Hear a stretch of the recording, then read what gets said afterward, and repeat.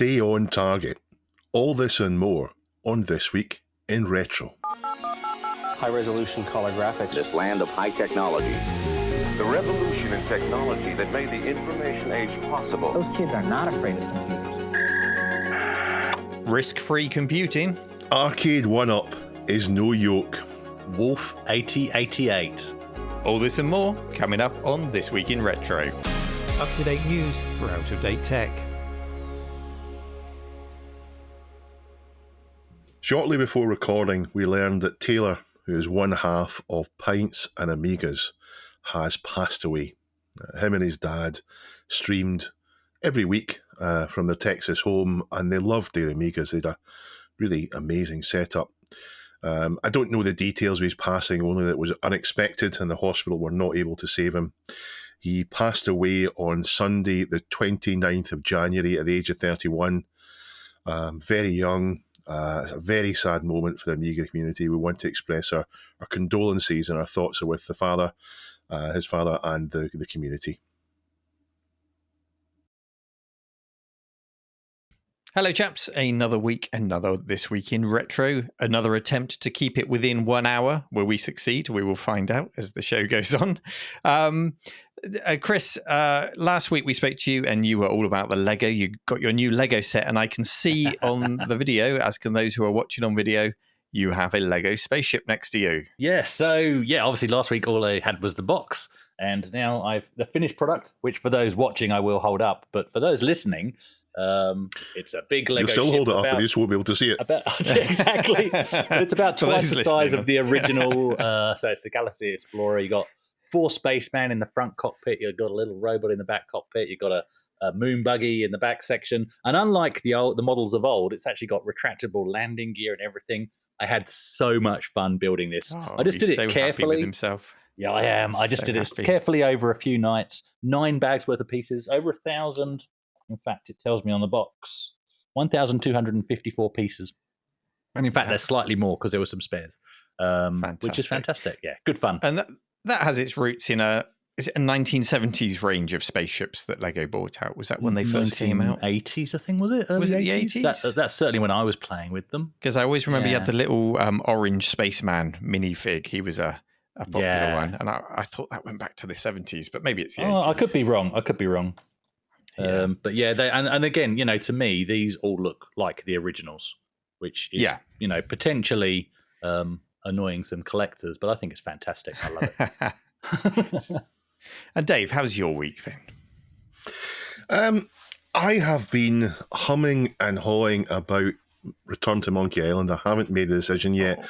And to make things worse, they've now brought out Power Slave, which you may know as Exhumed. They're doing a PC big box release of that, and it's really difficult to get the original. So it might actually end up getting both of those. And of course, there's Loom and there's Sam and Max, and I'm looking at them all. I'm thinking, do I want them? I don't know. Have you made a decision on Return to Monkey Island? Well, after all my bravado last week, saying I'm going to buy it, when it came to the crunch and I put it in the basket and it totaled up to $120, I'm like, oh, I've got all of February. I'll just give it a little bit more time before I click that button. So I haven't yet. And do you know what I'm slightly put off by, Dave, is the daily spam I get in my inbox, having registered an interest on that website for Return to Monkey. Oh my goodness, I get so much junk from them every day. I know. I know I can unsubscribe, but that's not the point. And I've never played Sam and Max. Is that a fish-based game? Sam Max is great. Oh, Sam and Max is... Sam and Max. Never played it, Dave. Oh, no. I'll look out. Have you actually played it? I got you hook, line, and sinker there. Or were you just fishing for a joke? Oh, dear. Right. I think we should move on. Please. No more bait. Oh.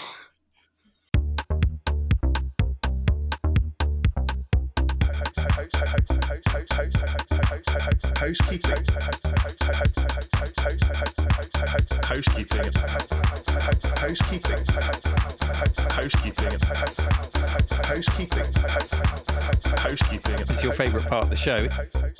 Is there any housekeeping to be had?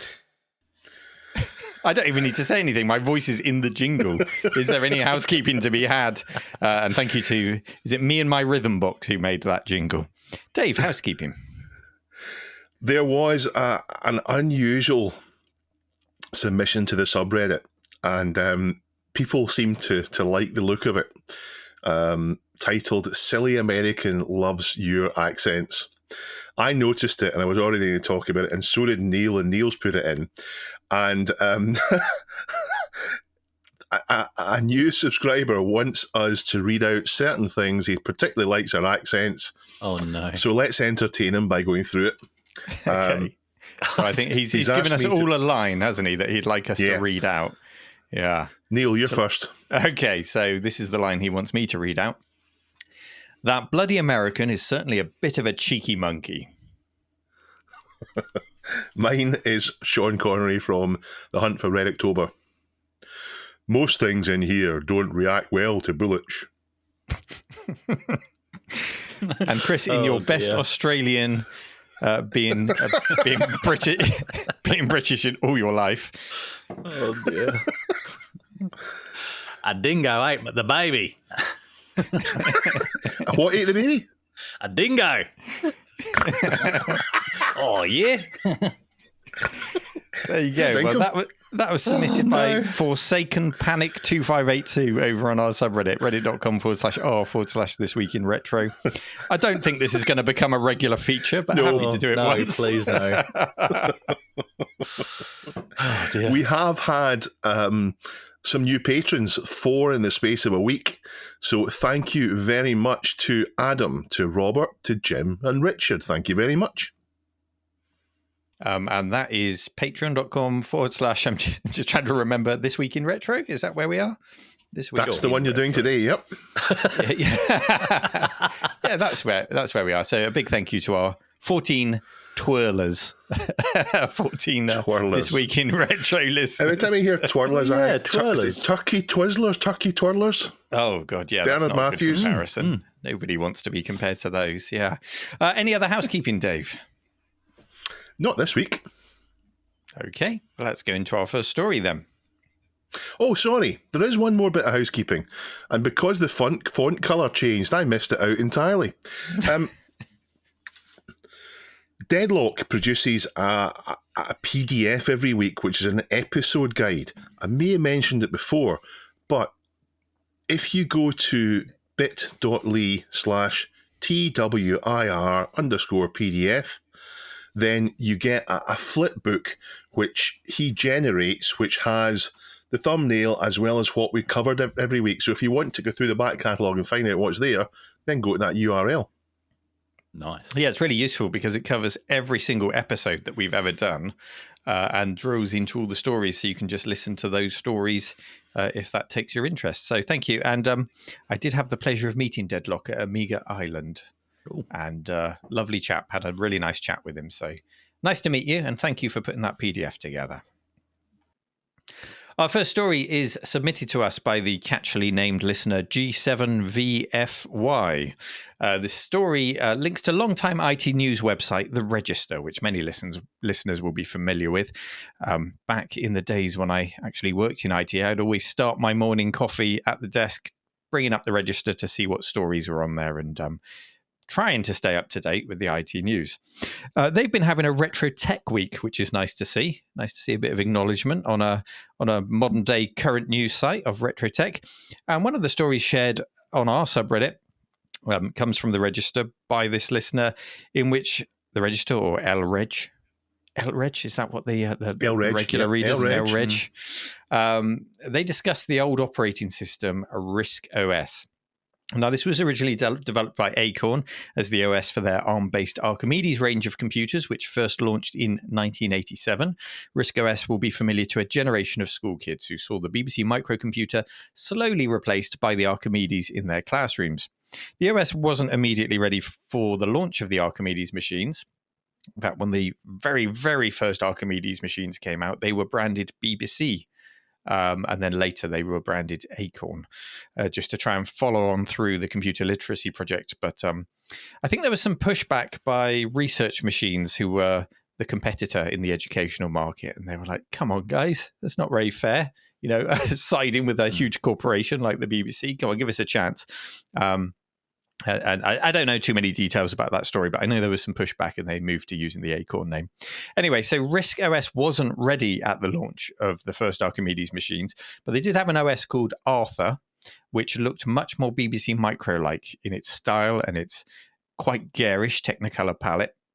And that was a stopgap until RISC OS was ready. Did you guys ever come across Arthur in the wild? No, me neither. That was very short-lived, I think. Anyway, the Archimedes wasn't as universally prevalent as the BBC Micro.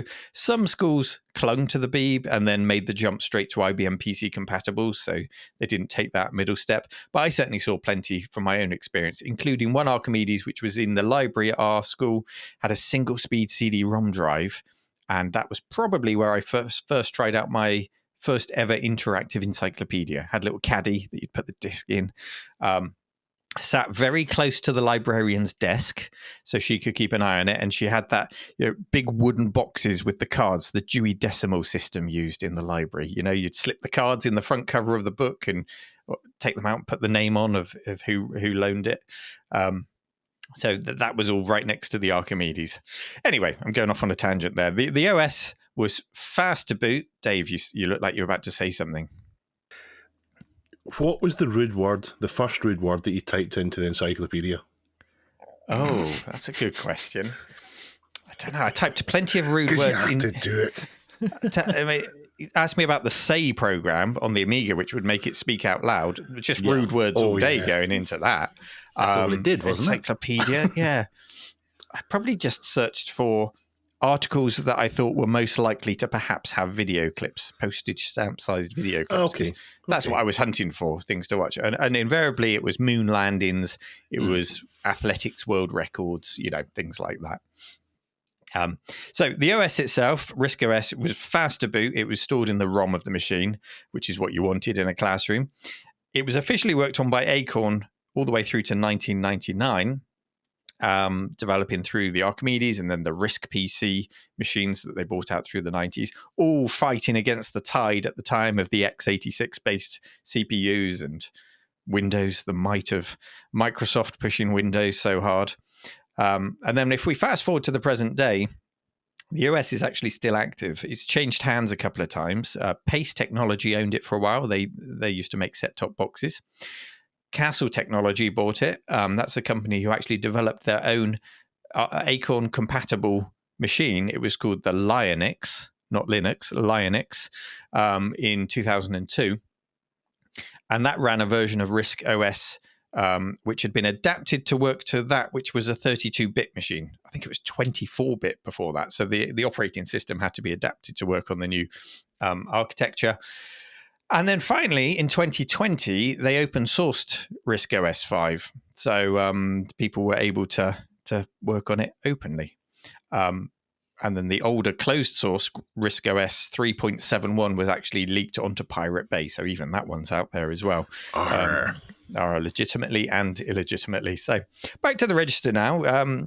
On their story, they have an interview with Steve Revel from RISC OS Open. So these are the people that are now managing the development of the source code, or at least, it's open source. So they're just one group of people who have got organized and rallied around it and are pushing it forward on a voluntary basis, largely, and keeping it alive. So if you wanted to try it out and see where this operating system is today, you can do it on various machines, but more commonly on the spiritual successor to the Archimedes, the Raspberry Pi. Now, Dave, it makes me feel kind of warm and fuzzy that it's still around and it's still loved and it's still possible to fire it up. Do you have any love for RISC OS and the Archimedes? I do in a way, but I've never used one. I read about the Archimedes in magazines. Zark, which was known as Virus and other systems, was the big game for it that everybody knew about. My schools went from the BBCs to Apple Macs, of all things. Oh, wow. They didn't Okay. ever get the Archimedes in. They went to the Apple Mac and then they went to PC. So the Apple Mac wasn't there for very long, but they went from BBC to Apple Mac to PC, missed the Archimedes, a bit of a shame. I think because we're British, we like to think about the Archimedes as a kind of, it could have been a contender type of thing. It could have been, instead of x86, if we'd had, instead of, this is RISC instead of CISC. That's right. More scalable and all the rest of it. And yeah, things above my head, I'm afraid. But for me, the big deal for it is Elite. Elite kind of did a full circle. It came out on the Acorn BBC in 1984. Amazing game. It's a space trading and combat game. Vector-based graphics. I know. I know you'll have heard of it. Yes, Chris? Yeah. I'm sure most people will, but in case you haven't, let's not assume. Procedurally generated universe in there, 8 galaxies, amazing game. So many, it's so important a game. It came out on BBC in 1984, and it eventually got ported to absolutely everything, and eventually got ported to the Archimedes in 1991 and enhanced. And from the Elite news groups that I was on and Usenet, etc., it was always the version that people talked about. So from the Frontier Astro Elite fan site, Archimedes Elite was regarded as a huge leap from the original BBC version, which was released in 1991, utilising the power of the Acorn Archimedes series of computers. It boasted solid-filled ships and objects, greatly enhanced AI and a greater range of ships, and also, for the first time, the player was no longer the centre of the galaxy. Other ships would frequently have their own battles, the police would deal with pirates, and the player could watch it all unfold without getting involved unless they so wished. So for me, that's what the Archimedes is Arch-Elite. Nice. That's it. That's where the Archimedes. That's it. Yeah. If I get an Archimedes, that's what I want to do. Yeah, Arch-Elite. How about you, Chris? Any Archimedes memories? Well, I mean, first of all, the fact that RISC OS is still going, it really makes me wish I'd kept my Pi 400, because I got rid of it as soon as the A500 Mini came out, because I was just using that as a mini Amiga. And then I think Dan Wood did a video on running RISC OS on the Pi, and it was like, as you said, it's a spiritual successor. It's a nice fit. It actually doesn't feel like cheating or emulation in a way, if that makes sense, which is nice. So in terms of actually using an A3, it would have been the A3000, a wedge-shaped model. My sister was working in a school in Romford, a junior school, and I did some work experience there as a teacher's aide. And that's the only place I came across one, because my high school, or secondary school as we would call them, that just still had BBC Micros, even though it was a secondary school. And they didn't actually move on from BBC Micros. They instead got bulldozed and turned into a housing estate. That's how good a school it was. So yeah, it wasn't until I did this work experience with my sister that I came across one. And I thought I knew everything. So of course I was telling her, why have you got this heap of rubbish, which I didn't really know how to use? You should have Amigas in the classroom. They'd be much better. Fast for goodness forward. sake. I know, seriously. For goodness sake. Seriously, stop it. But fast forward, probably only last year, or maybe it was the year before, one of the first Perth Amiga users group meets I went to, and one of the guys there, Steve, had an A3000 set up there, and he was showing Zarch, and he also showed Starfighter 3000, and suddenly it was, oh my goodness, this machine is actually amazing. It's actually heaps better than the Amiga ever was. And I've dropped a link in the, you can record me saying that, because we are.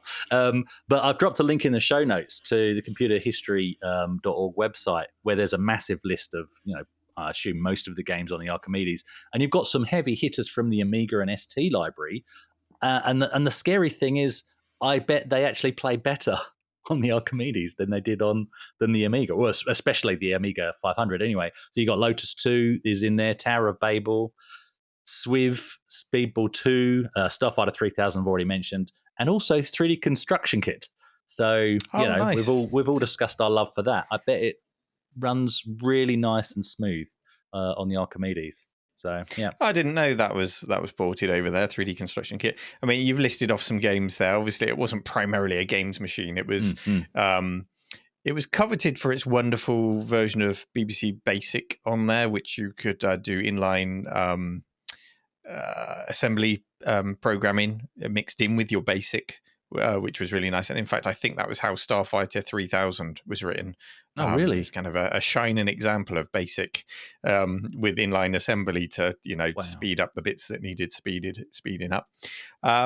There were some, if you want to talk games, there were some absolute stinkers on the system. There was no quality control whatsoever, much like the Amiga.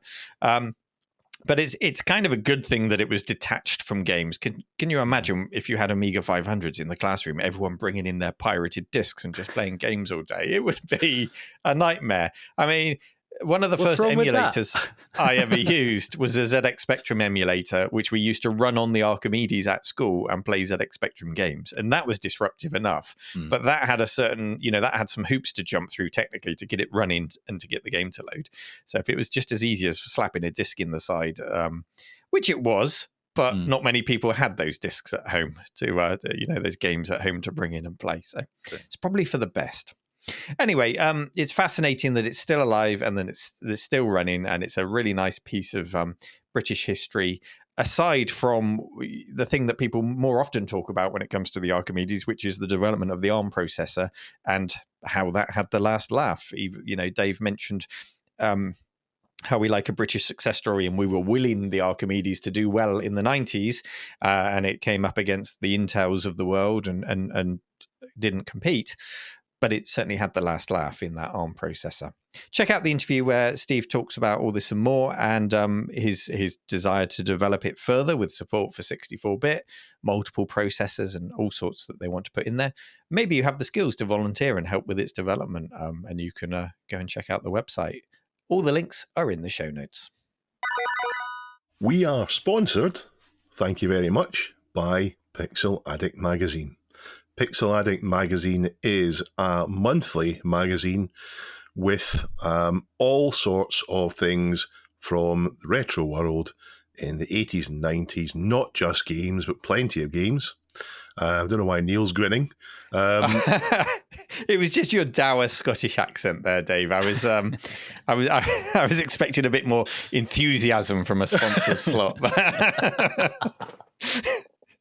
Not saying it's bad. We do things our way here. Yeah. I am enthusiastic. I do like it. This month I was reading, on page 18, I was reading Grime to Gleaming. Not quite trash to treasure. I wonder if there's someone's taken an inspiration from you there, Neil.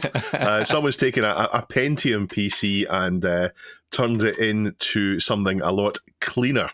Talking about cable management and the mess and the dirt inside it. Have you had a look yet, Neil? I've just popped it up on the screen here because I've got the PDF version here. And it's so nicely laid out. It's so professionally laid out, this magazine, isn't it? This is not amateur hour. This is a really nice thing. I haven't read through that article. I've just popped up the page that you mentioned. So that's my first impression is I'm going to read this because it looks like it's worth reading. It doesn't look like it's just been thrown together. What am I missing? Have you read it? What, the article? This article, yes. No, nothing in particular. I liked the article. It was a good article. Oh, okay. No, I don't want a punchline. All right, Dave, don't get defensive. We're really good at this sponsorship slot. Pixel Addict is available in the shops. W.H. Smith is available worldwide, or you can get it from the website as a PDF, as Neil and I both have. What's the web address? It's pixel.addict.media. We are so good at sponsorship slots. What's that? You're dropping us? No. Let's talk about it later. Yeah. I'll give you a call back. Bye. Arcade1up Is No Yoke. This week in retro, you will never find a more wretched hive of scum and villainy. What's your favourite arcade game, Neil? I think yours used to be Outrun. Is it now Track and Field? Look, my favourite arcade game is it's interesting actually, because since the Arcade Archive opened, whether there's people there or whether there's just Alex there, what I'm rediscovering is competitive gaming in person, which I forgot how much I loved it. You know, I played Outrun on MAME on my own for decades. I've played track and field on my own, but now to stand next to someone and play competitively and to trash talk each other, it's just wonderful to be in that world again and be able to do that again. So yes, I'm still playing a lot of Outrun, but I'm playing an awful lot of track and field because Alex is so competitive about that game at the moment, and we are squeezing like. Last time, yes, but we keep going past each other. We're just like pushing each other further and further and further to get more and more points, and we're getting quite good at it. Outrun would be my favourite, funnily enough. But I actually only ever played it a couple of times. I actually put a lot more coins into Chase HQ, Operation Wolf, and especially Street Fighter 2 for the very same reason you were just talking about there, Neil, because by that time it was a group of mates from college standing next to each other, beating each other up on the screen, obviously, and that's what made it fun. You know, that game by itself, just trying to go through the single player, you know, that's neither here nor there. But when you're playing against a mate, fantastic. My favourite arcade game is Star Wars. I played the sit-down one in the Fernley Hotel in St Anne's as a kid. I played lots of arcade machines in the hotel, but that's my favourite. I can remember there being Mr. Do, Berserk, Donkey Kong Jr., and when we went to the big, or at least I thought it was big in my memory as a little kid, went to the big arcade on the pier almost every night. I remember Gauntlet being there eventually. We used to go every year, and I think I saw the kind of arcade games increasing in complexity and so on over the years I went there, because it was maybe from the early kind of mid-'80s up to almost the 90s. And that's why I love arcade games, is because I went to St Anne's. St Anne's is a seaside resort next to Blackpool. But I loved the Star Wars speech. The bright colour vector graphics did a great job, and the sit-down cabinet immersed me. I love playing Star Wars. You mentioned the bright color vector graphics. Well, it's those bright color vector graphics and the monitor that's needed to produce them that makes them quite rare to get hold of those monitors, and quite complex to repair, or at least find someone with the experience with those monitors to repair. And it was just this week that our Star Wars in Arcade Archive, the game runs, but the screen is kind of squished down in half and it's missing half the image. No. So there's something has gone in that original color vector monitor in the cabinet, and we need to get to the bottom of it. And it's so sad because it's a cabinet that so many people like yourself want to come and experience and play. So we must try and get that working. If anyone out there is a specialist in Atari color vector monitors, or has some spares or anything like that, do get in touch, because we need your help. Anyway, Dave, is that something that CRT Rob might have expertise in? We will certainly get him to have a look at it. He lives so far away. His visits are few and far between. And of course, Richard, when he's got time. But Richard's a very busy man, so we've got to prioritise what he works on. So it will get looked at. It's just, if anybody out there is a specialist, you know, it saves a huge amount of time drawing on that experience, doesn't it? Yeah. Well, Atari came out with Star Wars in 1983. They came out with Empire Strikes Back in 1984, although I think that was a conversion. And then Return of the Jedi in 1985. 3 great games in 3 years from Atari, and all of them were controlled by a flight yoke. Today's story is submitted by Dr. Local, and it's about the re-release of Arcade1up Star Wars cabinet. Now, Neil, there's no way you would want this. You've got the real things downstairs in the archive, though... Maybe we should take out the insides and put it in the real thing, Dave. No, Neil, no.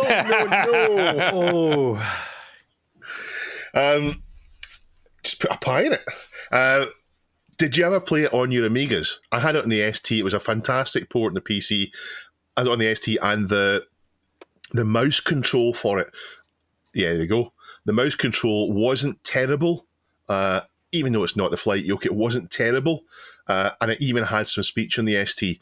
But the reason why I'm keen to talk about it today is that it's unusual in terms of home play, because you just can't have a vector monitor, never mind a colour one, and you can't have the Star Wars yoke. The closest you can come is maybe a Vectrex in mono to play it, but you can't have the Star Wars yoke with it.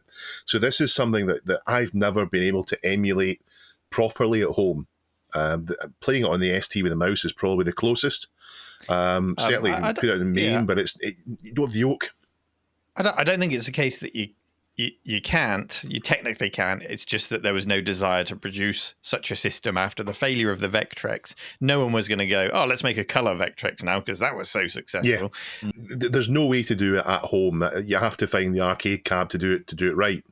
Now, 1UP made this and they re-released it. They claim to be 3/4 scale, and I think that's a bit generous. I don't think they are quite 3/4 scale. I've seen pictures of them beside real cabinets, and they're much, much smaller. They come with a stand. I thought they sold the stand separately, but it looks as if the riser stand now comes with them, and that boosts the height up. And with that, I think they get to a reasonable height. And in a typical British home, we've got no room for full-sized arcade cabs. So that type of compromise is maybe where they'll get used and why they've done that, and also to bring down cost. I've never thought that Arcade1up is the thing for me. The big stumbling block I have is the monitors. They're not CRTs. They don't try to look like CRTs. They're clearly an LCD. In this room, I've only got one LCD. It's the one I'm facing just now. Everything else around me is a CRT monitor because I love them. But with this, I don't think a CRT is going to be any good at doing vector graphics. Why would a CRT be a better vector monitor than an LCD? I think an LCD might actually be better at vector stuff. With the riser, the arcade cab is 5 foot tall, which is 155 centimetres, and 19 inches wide, 48 centimetres wide, so they're really not very big. They have improved the cabinet artwork on the re-release. It does look fantastic. It's a 17-inch monitor, and the 3 Star Wars games are in it. The 2 vector ones and Return of the Jedi. Return of the Jedi is not a vector-based game, and they're all flight yoke games. It's $600 in the US, but £700 in the UK, and I'm still tempted. I prefer my current setup for playing arcade games, where I've got a Sony Trinitron TV with a Mr. Multi-System and a Mayflash F500, which I put genuine Sanwa parts into, and that's great for playing arcade games. But you can't. I just can't do this without the proper flight yoke and the monitor. I also do have a 21-inch Sony Pro CRT monitor that came from Monaco and got thoroughly smashed on the way over here. The plastic did, at least. The metal cage inside is fine. The monitor itself works. So I have an idea that maybe sometime in the future I'll build my own arcade cab with that in it. Or even half an arcade cab. But even then, I won't be able to do Star Wars justice. Now, Neil, I know you built your own mini gauntlet cab. Do you think you'll ever have another arcade game at home, or do you see enough of them at work? Oh, yeah, I would have one at home because I think they're just beautiful objects. I would always favour trying to get an original cab, whether it's got original parts in or a flat screen or not. I just like the proportions. I think the proportion of an arcade machine is everything when I look at it. And that's because I'm nostalgic for those original arcade machines. If that wasn't the case, I might look at an Arcade1up and go, well, that delivers the experience that I want. But for me personally, I can tell by just looking at it that it's not the experience I want, because the experience starts from the moment that I look at it. And that's not ticking my boxes. However, I've heard of the whole Arcade1up range, I've heard that the Star Wars one is the most sought after, and that's probably why they've got a second run of them, because the demand was so high for it, because a yoke is quite a unique control. I mean, that's a nice thing to get hold of.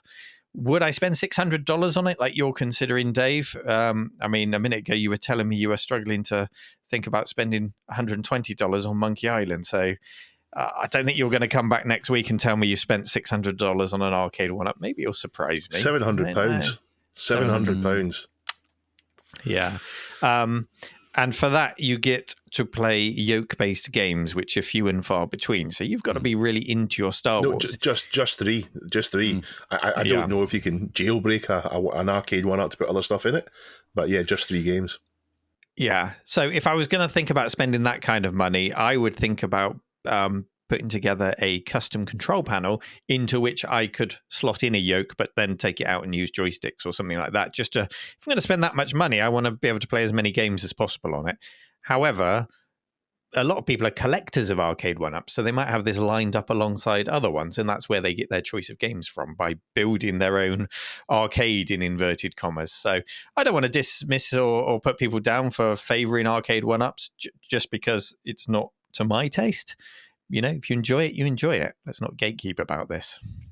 I've seen people with a row of 6 or 7 Arcade1ups, and if you to have 6 or 7 real arcade machines, there's no way you could fit them in your house. They're enormous. True. In fact, I've watched Alex doing pickup videos where he goes to pick up an arcade cabinet from people's house, and these are normal British houses, and you go in and there's this honking great big massive arcade cabinet in someone's living room, and there's no way a reasonable normal person would have them. It's only absolute lunatics. Yes, and that have this massive thing in the living room. And this comes to proportions again. The proportions and the shape of an arcade cabinet is important, but so too is the setting that you put it in. If you put it in a small living room, it just looks massively out of place. So that's perhaps, again, where an Arcade1up is proportionally looks better and more in place. When I did have a full-size arcade cabinet in my flat, it was in a room that had like an alcove that I could push it back in. So it almost looked like it was flush along the wall once it was pushed back in there. So that worked quite nicely. Anyway, home versions of Star Wars. You mentioned the ST you liked. I tried a lot of them when I was making the video about the VEC Fever, the Amstrad CPC or GX 4000 version, the Amiga version. And they all do a pretty good job of it. They can all, play the game quite well.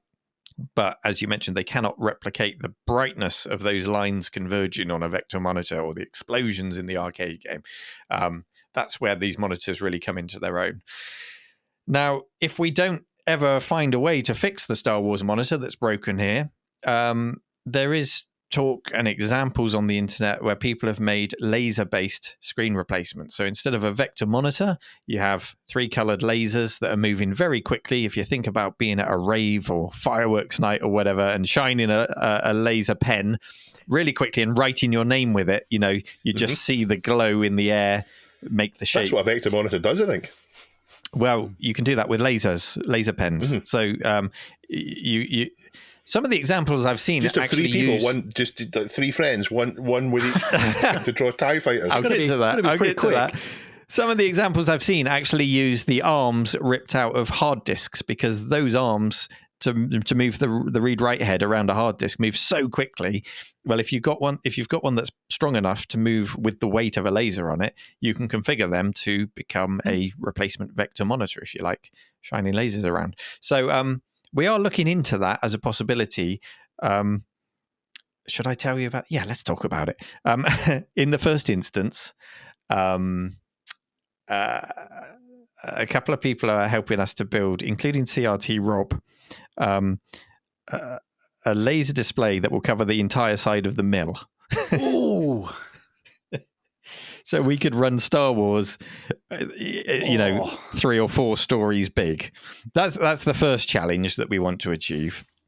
And then if that works, then kind of scaling down that technology into an arcade cabinet-sized piece of tech, and then we can blast lasers at people's eyeballs. I can't see nothing could go wrong with that, surely. No, fine. If it happens, of course. I'll make a video about it, but yeah. If you can get that working. I mean, the original Star Wars cab had a bit of a flicker going on, so if you could do it without the flicker, and you could, that'd be amazing. I guess that all comes down to the speed that it can move these lasers, doesn't it? Yeah.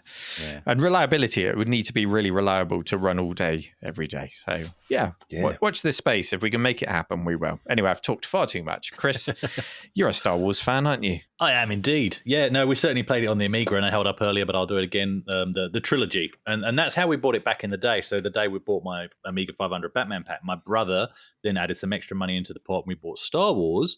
But he also bought a Bishu Zuma yoke, which is hideous-looking controller and very easy to break. And we did break it very quickly playing Star Wars. But the reason he did that was for that very reason, Dave. He wanted the closest experience he could, because he played it in the arcade more than I ever did. And that's what he was trying to do. So he needed the game, and which does play beautifully on the Amiga. And he needed a yoke controller. But of course, the yoke it's digital, and so you've not got that analog control. And the problem and this was a problem with many controllers like this back in the day, was even though we knew they were digital, you'd still have that instinct of your head where if you wanted to turn faster or, pitch up faster, you put more pressure on the thing. And that's why they broke, because they're not designed to go. I remember doing it in driving games. You're leaning over even more, and it doesn't make any difference. That broke so many joysticks, So, and including the Bishi, there was a little a piece of plastic inside that the switches for left and right would hit, and that piece of plastic just wasn't strong enough. It didn't actually go straight through the structure, so it would just snap off and goodbye joystick. But yeah, I mean, on the subject of arcades in the home, I actually have a quite a nice sized garage that I keep changing the idea of what I want to do with the space. It's got a pool table in there, and obviously it's got one of my cars in there. But at one point, I've always wanted, for as long as I can remember, an arcade cabinet or two. Should have picked up Outrun when it was affordable, never did. And so that's where if I was going to buy any original cabinets, or if I was to build any reconstructions of cabinets or something like Arcade1up, they fit quite nicely in that space. But in all honesty, I am cheap and I am lazy, and I'm actually leaning towards just getting a bar fridge and a flat screen, Dave, a flat screen TV on the wall on top of the bar fridge, and a Pandora's box. I'm sorry, I'll let myself out. Disqualified. Yeah, I think the silence just speaks. That does volumes, doesn't it? Yeah. Pandora's box. Well, at least when you realise you're not happy with your Pandora's box, you haven't spent too much money on the thing. look, from there, and it's because of Arcade Archive and other similar channels, you do start learning more about the jammer cabs, and you go, okay, so you can buy a cab, and then you can buy replacement boards, and that's where your multitude of games come in over time, and that's quite attractive, I must say. So yeah. I would still go with a Pi over a Pandora's box. Just from experience of using them both, I find the Pi is a nicer experience. So the generic JAMA arcade cabinets that Alex has, they're what an arcade cab looks like to me, unless it's one of the real kind of standout ones like Outrun, Super Hang-On, or Star Wars. That's what a normal arcade for Bubble Bobble, Street Fighter 2, that thing. That's what an arcade cab looks like for me. So that's what I'd like here, but it's just the size of it. I did do some calculations in the screen size. It's a 17-inch LCD and looks to me to be a widescreen one. So to give that equivalent in a more square monitor, like what we're used to with arcade machines, then in terms of height, a 17-inch widescreen is the same height as a 14-inch monitor, with extra space on the sides. Or to put it differently, if you're watching a 14-inch 4:3 aspect ratio television next to a widescreen 17-inch TV, and you're watching 90s TV in the original aspect ratio, then you have the same screen size, you see the same thing. So it's all led me to be thinking that for me, $700 is probably too much to pay when the screen is relatively small. I think I might end up playing it and feeling a bit disappointed with a machine that just isn't quite where I need it to be to feel like it's the arcade. So I understand the need to compromise for cost and space, but I think it's maybe a bit too small. Now, as far as them being sold out, there's a comment in the article saying that although they are sold out direct, you can still get them from Shop Hippo. And on the UK, I saw them in pre-order at Games. So this isn't people reselling them. This is people that Arcade1up have sold the machines to sell for them. So maybe sold out is a bit of a stretch. So you can still get it if you want, if I've talked you into it. Okay, Pajeko6502 has shared a link to doomworld.com featuring a post by user Unkunduma. Let's call him that. The post is it's not actually about Doom running on a blender within Doom, but it's actually about Wolfenstein 3D. And it's running on a PC, which we expect, but this PC, it has a 8088 CPU from 1979 and a CGA graphics card from 1981. So the work has been done by developer James Howard, and he's actually made all his work available on GitHub, links in the show notes. And the results are actually pretty cool. I've watched several videos of people running this on Period Correct Metal, and one of the nicest ones is by Al's Geek Lab, so I'll drop that link in as well. And he runs it on an IBM XT286 running at 6 megahertz. It's smooth and it looks totally playable in nearly full screen, running in all its 4-color CGA glory. And it's using that dithering trick basically to reduce the actual resolution whilst maintaining that sort of look of being full screen. So think back to things like, Carrier Command, but on the Spectrum, or even the Quake engine that we talked about a few episodes back, where you've got, basically black dots filling up half the screen, but you don't notice them because they're interspersed with everything else. This, to me, has that same look and feel about that, but you've got a bit more color than the Spectrum, obviously. And the code developed by James actually uses the original Wolf 3D file, so you've still got the sprites, for the enemies and the pickups and all of that kind of stuff. So, guys, this is Wolf 3D running on hardware that came out 10 years before the game. What are your thoughts? Yeah, it's impressive. And a reminder that the 8088, the difference between that and the 8086 is that it had an 8-bit data bus. So it's effectively, considered, although it's very similar to the 8086, it's considered to be an 8-bit CPU for that reason. So we're kind of Wolfenstein in the 8-bit era, kind of. I did see the video by Al, and I agree with what he says in the video that if you had this in 1982, you would be pretty stoked, not just because of the graphics that you're seeing on the screen, which it does adapt to this, to CGA really well. I think it looks lovely.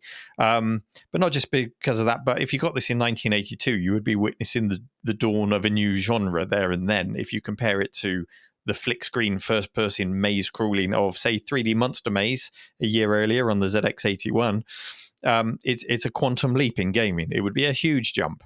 But of course, that didn't happen. That's not how history unfolded. Just like the 90s demo scene of the Amiga, those stunning demos weren't available on the Amiga 1000 when it came out in 85.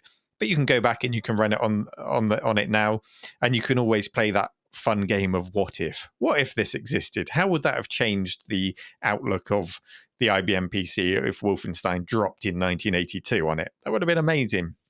And likewise with those demos on the A1000. So, we can't get too misty-eyed about that, but it is a fun game. And we need to remember that just as the hardware evolved over time, so too did the understanding of the hardware and the coding techniques that complemented it and, getting the most out of it.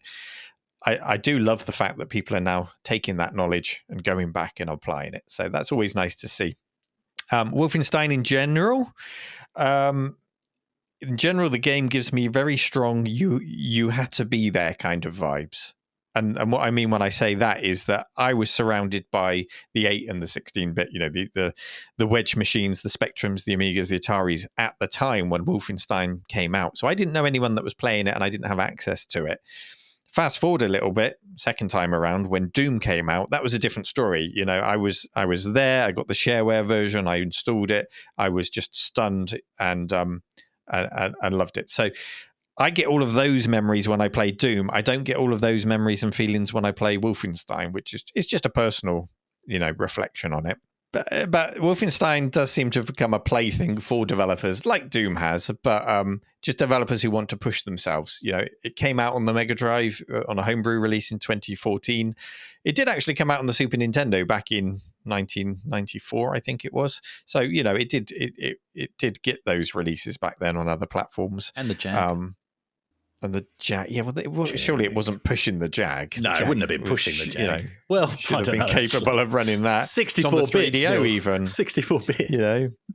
If we want to go back to ARM and RISC OS, it was on the 3DO, which had an ARM CPU. It was almost like a consoleized Archimedes made by the Amiga team or some members of the Amiga team. So, yeah. Anyway, just had to shoehorn the word Amiga in there, Dave, before I hand back to you. Can you get it on an Atari ST, Dave? Yes.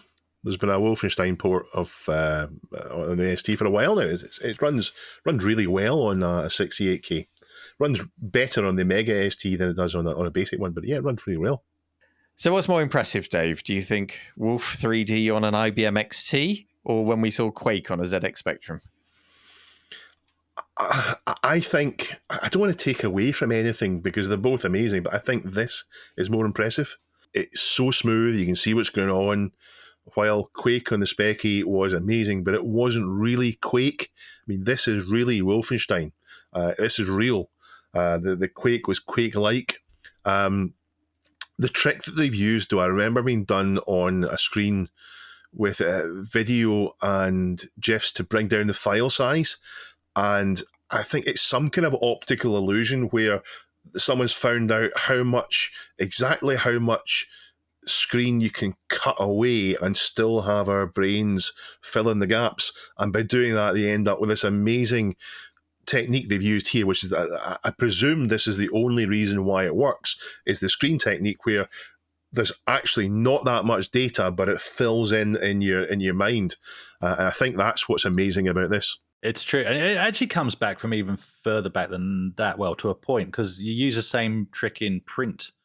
So comic books used to use the same technique because of the printing technology that was available at the time. And you didn't even notice it until somebody pointed out that half the picture was just black dots. And then you go, what are you talking about? And you look at it. I remember the first time it was pointed out to me, it was like, oh, yeah, you're right. And then, and then you can see it every time you look. So it's that same trick, which I think works really well. But yeah, just to be clear, what does look good in print, Chris? What's that?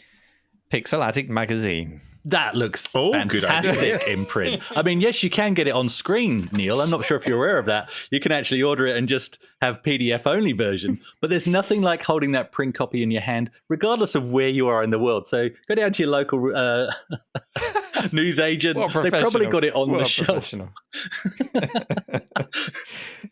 I think we've redeemed ourselves, Neil. There you go. We have. Okay. Anyway, did I interrupt you? What point were you making there, Chris? No. So the final point on this one really is just to be clear about this project. So back to the Wolfenstein on the 8088.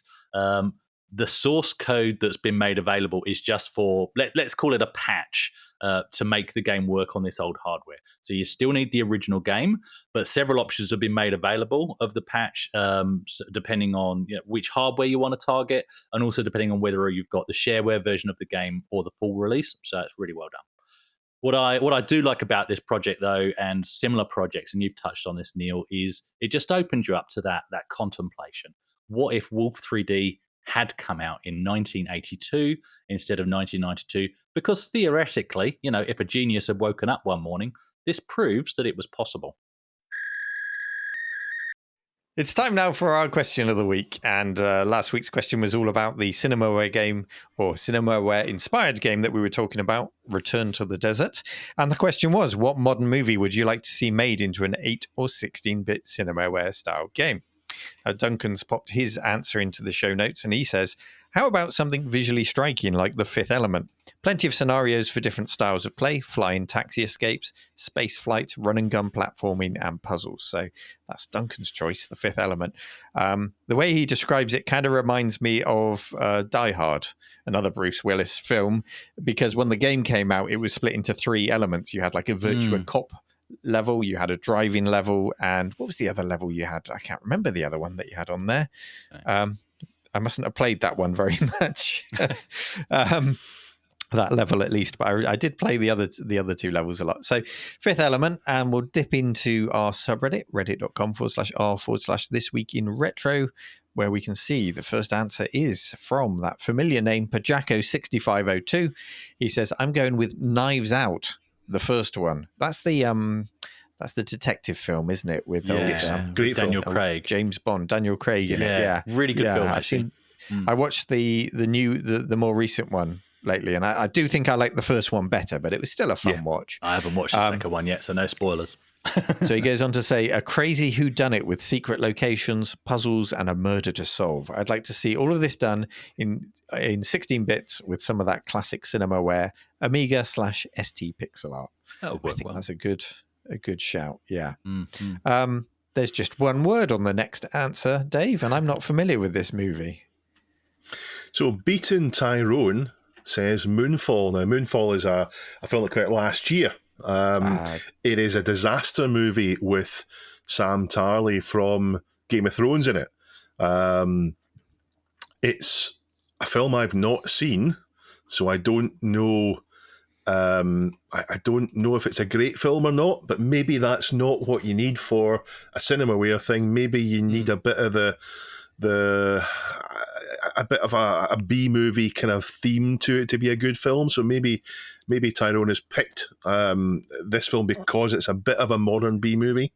Yeah, I just read a snippet from the wiki article. It says it follows 2 former astronauts alongside a conspiracy theorist who discovers the hidden truth about Earth's moon when it suddenly leaves orbit. That's not a moon.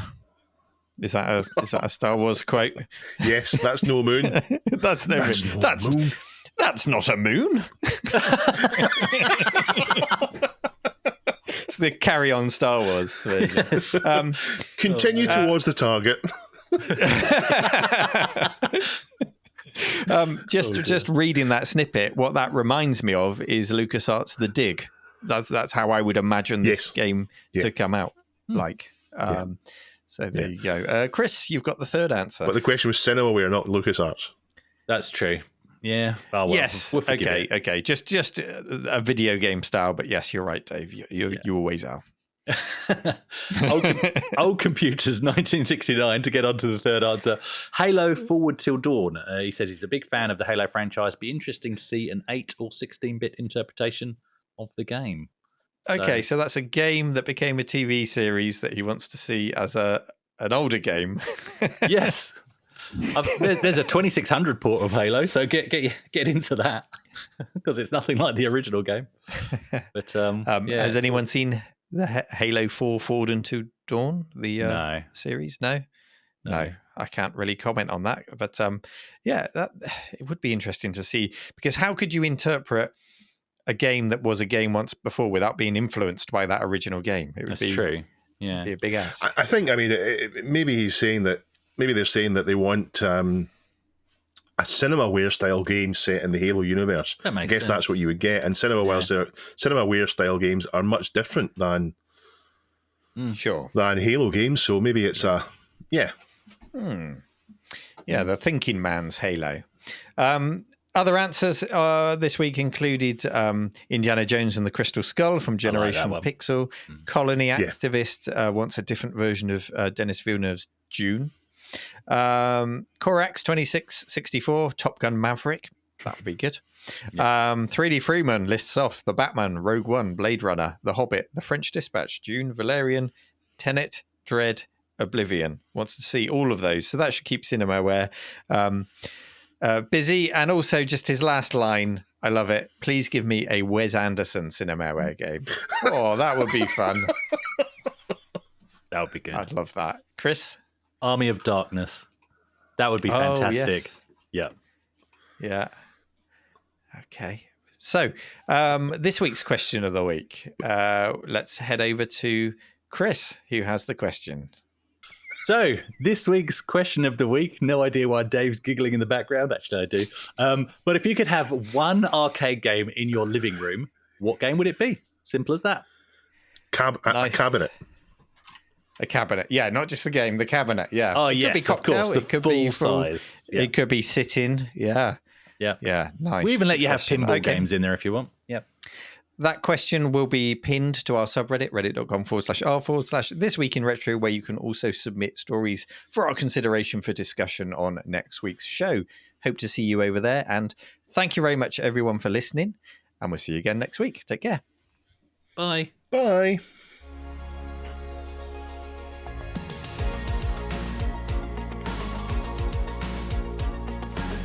This Week in Retro was presented by Neil from RMC The Cave, Chris from 005 AGIMA, and Dave. It was produced by me, Duncan Styles. The podcast version of the show is available through your favourite podcaster, including Apple Podcasts and Spotify, and the video version is available on the This Week in Retro YouTube channel. Join our community subreddit at r/thisweekinretro to suggest and vote on the stories we cover on the show. If you watch This Week in Retro on YouTube, please give us a like and subscribe to help us reach new viewers. If you enjoy our show and would like to support it, then please check out the link to our Patreon page in the show notes or description. Thank you for listening, and we'll see you next time for more up-to-date news for out-of-date tech.